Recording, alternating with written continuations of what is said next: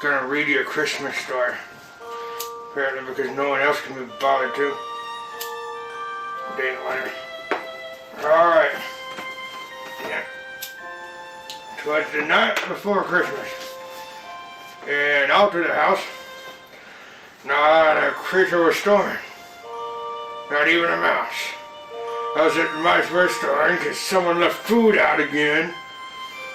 Anyway, stockings were hung by the chimney with care, because the dryer had broken again probably, in hopes that St. Nick would soon be there.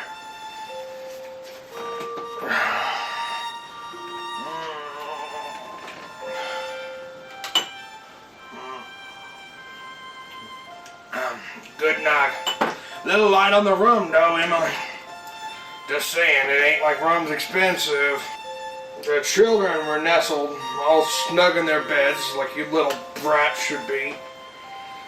While visions of sugar plums danced in their heads. Mama in her kerchief, and I in my cap, had just settled our brains for a long winter's nap. When out from the lawn, there arose such a clatter. I was ready for my bed to see what was the matter. Which is funny, I wouldn't even bother. I'd go grab the shotgun right away. This is obviously fiction. I tore open the shutters and threw up on the sash. When what to my wondering eyes should appear, but no, I don't wonder a bit. But a miniature sleigh and 8 tiny reindeer. Why are they tiny? Are they midget reindeer? With a little old driver, so lively and quick. I knew in a moment that he must be St. Nick. Are you sure it just ain't that crazy short guy that lives down the street trying to break into your house again? More rapid than eagles, his cursors they came. What, is he using Windows?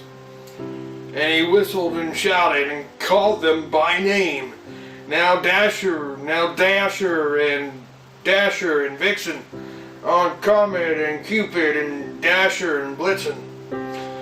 To the top of the porch, to the top of the wall. Now dash away, all. So up to the housetop, the cursors they flew, with a sleigh full of toys, and St. Nicholas too.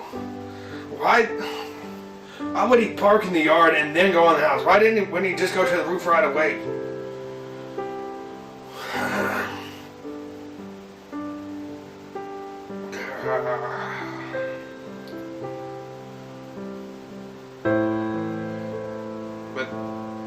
And then in a twinkling I heard on the roof the prancing and pawing of each little hoof. I heard that once it turned out to be raccoons in the attic. And it wasn't a very festive Christmas that year. They got into presents, eating and crapping with everything. As I drew my head and was turning round, down the chimney St. Nicholas came with a bound. He was dressed all in fur, from his head to his foot, and his clothes were all tarnished with ashes and soot. Oh, at least there was ashes and soot. You wouldn't have the PETA people probably throwing paint on his furs. So I guess that's a plus. A bundle of toys he had flung on his back, and he looked like a peddler opening his pack. Yeah, got Christmas toys at a great price, I bet.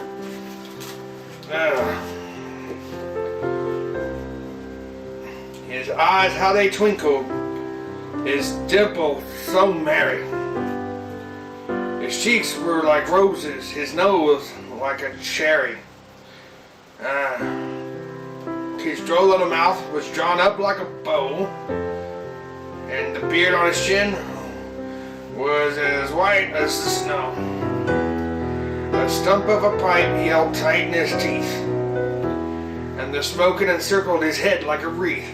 You know, you can tell this was written a long time ago because this was a newer poem. They wouldn't allow Santa to smoke. And you know, it's not PC to smoke or anything anymore. Oh, Christ.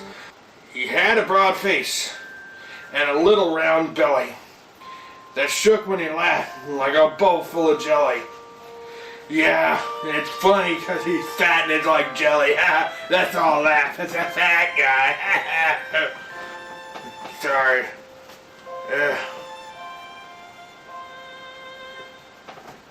He was chubby and plump, a right jolly old elf. I laughed when I saw him in spite of my... See, even the guy in the story is laughing at him because he's fat. A wink of his eye and a twist of his head don't give me to know I had nothing to dread. He spoke not a word, but went straight to his work.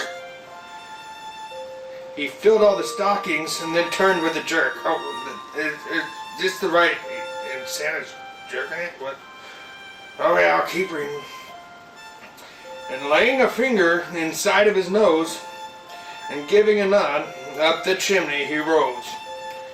He sprang to a sleigh, to his team gave a whistle, and away they flew like the dawn of a thistle.